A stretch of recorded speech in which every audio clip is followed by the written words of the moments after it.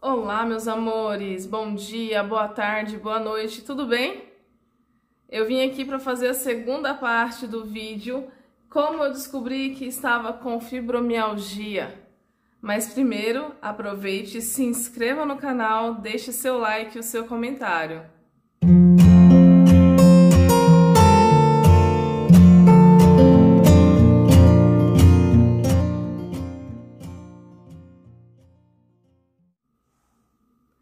Bom, gente, no outro vídeo eu terminei falando sobre os medicamentos que a reumatologista me passou, né? E assim, naquele momento, foi lá em 2014, eu não quis tomar medicação, porque eu tava trabalhando e estudando, e assim, seria praticamente impossível fazer as duas coisas medicada, já que vocês já sabem que essas medicações, elas deixam a gente muito letárgica, sonolenta, dopada mesmo. E assim, eu vou ser bem sincera que eu sou bem fraca para tomar medicação. Eu durmo assim com tudo, até com dipirona, de verdade, eu deito e durmo mesmo. E essas medicações, elas são muito fortes. Então, nesse primeiro momento, eu não utilizei. E o que aconteceu? A minha vida, nesse momento de descoberta da fibromialgia, ela virou de ponta cabeça. Eu tava namorando, o meu namorado não quis saber, entendeu? Graças a Deus, foi um livramento. Ele não quis ficar comigo depois da fibromialgia, usou um monte de desculpa esfarrapada, porque não queria estar com uma pessoa doente. Perdi meu emprego também, tá? E fiquei fazendo a faculdade. Mas foi muito bom porque eu foquei bastante na faculdade. Aí eu errei o ano, não é 2014, tá? 2015. Então eu continuei fazendo a faculdade de fisioterapia, já com diagnóstico. E foi aí onde eu comecei a ter as piores crises de fibromialgia. Eu não tinha ideia do que era uma crise de fibromialgia. Eu sabia, bom, pelo tanto que eu estudava e pesquisava, que causava dor generalizada, síndrome do intestino irritável, a fibrofog, né, que são os pensamentos onde você não consegue fazer aquela conclusão de pensamentos e você esquece o nome dos objetos com facilidade, aquilo que você ia falar você acaba esquecendo. E fora a fadiga, sono irregular, enxaqueca, enfim, aqueles sintomas clássicos. A lista é enorme, mas eu tô falando dos clássicos que são os mais comuns.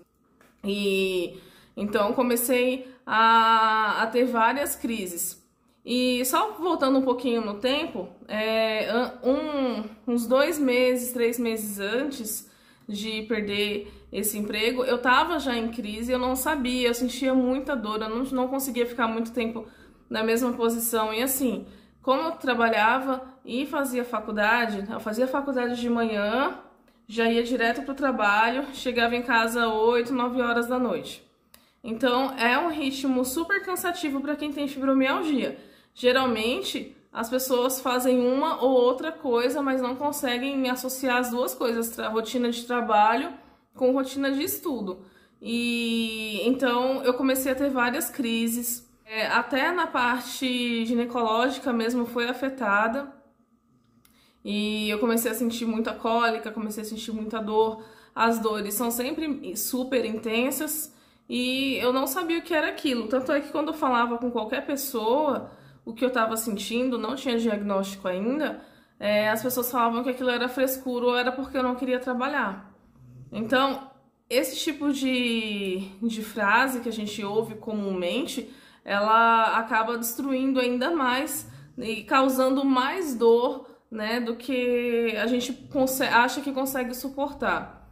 Esse preconceito é muito grande. E depois que eu descobri o diagnóstico, que eu fui me descobrir também, que eu fui me entender, que eu fui realmente pesquisar a fundo o que a fibromialgia fazia a longo prazo, eu entendi que nem tudo está escrito nos livros, que nem tudo eu conseguia entender ali. Na verdade, a gente vai entendendo conforme o tempo vai passando e os sintomas que vão aparecendo em você. E aí foi quando eu comecei, depois de um tempo eu comecei a namorar com o Felipe. O Felipe, ele me pegou bem nesse início aí da fibromialgia, né, quando a gente começou a namorar. E até para namorar com ele, eu falei, uma das condições foi pesquisa o que é fibromialgia. Se você não sabe, pesquisa, porque eu não vou ficar com uma pessoa que não entende o que eu tenho, nem o que eu sofro. E assim, foi um baque muito grande quando ele viu, mas ele super me apoiou. Os meus pais também. De início, a minha mãe não queria aceitar esse diagnóstico, porque é muito difícil para uma mãe que ama muito seu filho saber que ele tem uma doença que causa dor o tempo todo. Eu não sou mãe, gente, mas eu me coloco no lugar da minha mãe, de outras mães que também têm filhas com fibromialgia, e eu imagino o desespero que elas sentem. Gente, desculpa, eu tive que dar uma pausa e tomar água, porque eu tô gripada. Não é gripe, na verdade é uma alergia. E assim, quando eu começo a falar, minha garganta fica seca e quer me dar crise de tosse, então eu tenho que tomar água pra poder hidratar mais e conseguir falar bem. Enfim, a minha mãe, ela ficou meio relutante com o diagnóstico, não que ela não acreditasse nos meus sintomas, ela sempre acreditou, porque ela corria atrás junto comigo, ela ia nos médicos comigo, só que ela ficou triste. E como eu falei pra vocês, eu me coloco muito no lugar dessas mães que passam por isso também, porque hoje em dia tem muitos adolescentes que têm fibromialgia. E agora, depois desse Covid, né, os números só vêm aumentando. Não só em mulheres, tá, gente? A gente fala bastante de mulher, mas em homens também. Voltando, amores, mais uma vez.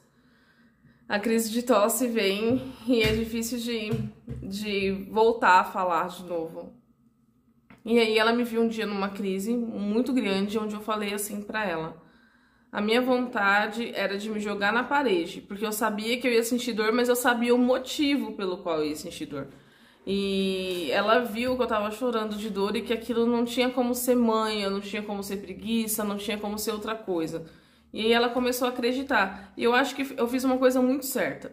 Eu entrei no Facebook e comecei a pesquisar grupos de ajuda para fibromialgicos. Quando eu achei, eu vi inúmeros grupos, eu achava que nem tinha nada de fibromialgia no Facebook. E aí eu vi, entrei e coloquei a minha mãe, para ela ver também que aquilo que eu estava passando, tinha outras pessoas que também passavam pela mesma coisa. E aí fica uma dica para você que descobriu agora, ou que já tem algum tempo, mas que tem pessoas na sua família que não acreditam, coloca a pessoa no grupo também para ela ver. Entra lá no blog de uma jovem fibromialgica no Facebook, coloca ela lá porque ela vai ver os relatos das pessoas. E vai ver que aquilo que... ela vai reconhecer os seus sintomas em outra pessoa também. Basicamente é isso. Foi o que eu fiz e deu super certo. Minha mãe sempre foi minha amiga, sempre foi a pessoa que sempre esteve do meu lado pra tudo mesmo. Meu pai também, eu nem falo do meu pai, que meu pai sempre foi meu amigão também, que sempre me apoiou em tudo, inclusive nos médicos era ele sempre que me levava. Mesmo depois de mais velha. E a minha mãe, ela me deu um apoio e um suporte muito grande, até quando eu comecei a fazer os vídeos. Mas como eu tava falando pra vocês do Felipe, quando a gente começou a se conhecer, ele foi atrás, ele viu, ele não sabia, gente, o que era fibromialgia. Tem muita gente que ainda não sabe. E ele foi atrás e buscou informação. Então, assim, hoje em dia, nós temos Facebook, YouTube, Instagram, várias redes sociais. Deixa eu tomar água de novo. E aí, gente, depois que o Felipe começou a se interessar mais, eu tive até mais forças para falar sobre fibromialgia, porque ele me incentivava. Então, assim, quando alguém tá do seu lado e te incentiva, fica muito mais fácil para você poder correr atrás de mais informação, porque você tem força, você tem uma rede de apoio, você tem seus pais te apoiando, tem o marido te apoiando. E isso é fundamental para uma pessoa com fibromialgia, sabe? Se você tá vendo esse vídeo por conta de alguém da sua família que tem fibromialgia, saiba que o apoio familiar é tudo, né? E assim, como eu faço fisioterapia, me formo agora no final do ano, a gente sabe e estuda também sobre a fibromialgia, a gente acaba vendo que a maioria das pessoas que chegam até as clínicas com fibromialgia, eles chegam com quadro de depressão, de ansiedade. E aí, quando a gente vai se aprofundar, conhecer mais a história do paciente, a gente começa a reconhecer algumas coisas que têm muito a ver com o lado emocional, porque ela não tem amparo, ela não tem uma rede de amparo, ela não tem pessoas que apoiem ela, sabe? A gente não escolheu ficar doente, já começa daí. Então ninguém tem culpa de ter fibromialgia. Eu não escolhi ter fibromialgia, pelo contrário, se eu pudesse escolher, eu escolheria uma vida normal, né? E então lembre-se sempre que a rede de apoio ela é super importante, ela é muito importante para o paciente fibromialgico. Lógico que acompanhamento médico com psicólogo, psiquiatra, reumato é ótimo, não tenho nem o que falar, é essencial. Mas nós sabemos que a maioria dos pacientes que têm fibromialgia, eles não têm uma condição financeira boa. Primeiro, porque ele não tem amparo social nenhum. A gente é constantemente humilhado por peritos do INSS, por médicos que não acreditam nas nossas condições. Já começa daí. Se você entrar lá no meu blog, lá no Facebook, você vai ver os relatos que eu coloco de pessoas que não têm condição nem para comer, como que vai conseguir pagar uma consulta ou um exame com reumato? Pelo SUS demora de 1 a 2 anos, dependendo da localidade. Então, gente, o tratamento para fibromialgia não é um tratamento fácil. Você passa por uma série de medicamentos até acertar um que funcione, se funcionar. Já começa daí. Eu tomei alguns medicamentos, tomei pregabalina, tomei Veligia, tomei amitriptilina, tive vários efeitos colaterais, engordei, fiquei depressiva, tá? Nossa, teve vários efeitos colaterais, retenção de líquido, que mais? Mudanças de humor, muitas mudanças de humor. E assim, gente, não resolveu em nada no meu problema. Pode ser que tenha um remédio hoje que resolva, pode ser. Só que eu não quero dar a cara a tapa, até porque meu fígado não aguenta mais tanta medicação. Tá? Eu já tomei muita medicação. Antes de tomar medicação para fibromialgia, eu tomei medicação para o toque, tá? Foi a clomipramina, que foi um remédio que me deixou muito mal. Meu intestino ficava super irritado, né? Tinha vezes que ou ficava preso demais ou solto demais. E eu fiquei também com retenção urinária, eu não conseguia fazer xixi. Foi uma das piores coisas que aconteceu na minha vida, foi eu não conseguir fazer xixi. Então você pensa em tomar uma medicação que te faz bem, e você acaba tendo vários efeitos colaterais, como retenção urinária, aumento de líquido, e por aí vai. Sua autoestima também vai lá pro chão, né? Foi assim quando eu tomei sertralina, quando eu tomei pregabalina, quando eu tomei amitriptilina, né? Fora que a libido também é zero, para você que tem um relacionamento sabe que sexo é fundamental, e com uma libido zero não existe, né, isso. Então, a maioria desses medicamentos, eles acabam, né, eles agem no sistema nervoso central e eles acabam inibindo a nossa libido. Então, foi um dos motivos que eu parei de tomar medicação para fibromialgia, para depressão, para ansiedade. Eu não tô tomando nada, nada mesmo. Eu tomo muito chá. É o que eu amo, sou apaixonada por chá, chá de melissa, tudo que é chá que me falar é bom, eu tô tomando, vou pesquisar e vou tomar. E medicação eu não uso mais desde 2018, porque ou eu estudava ou eu ficava dopada, e eu preferi dar prioridade aos meus estudos.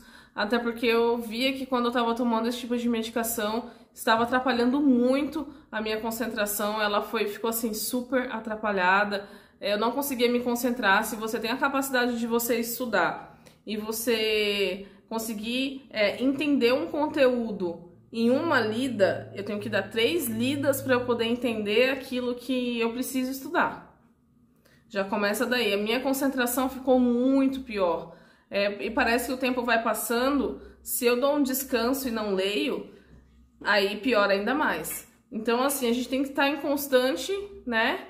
Continuar fazendo leituras de livros, quebra-cabeça. Isso não é só para idoso, é pra gente também, né? A gente tem sempre que estar colocando o nosso cérebro para trabalhar, agindo, né? Brincando. Esses dias acabou a luz aqui, eu tava brincando com o Felipe de Stop.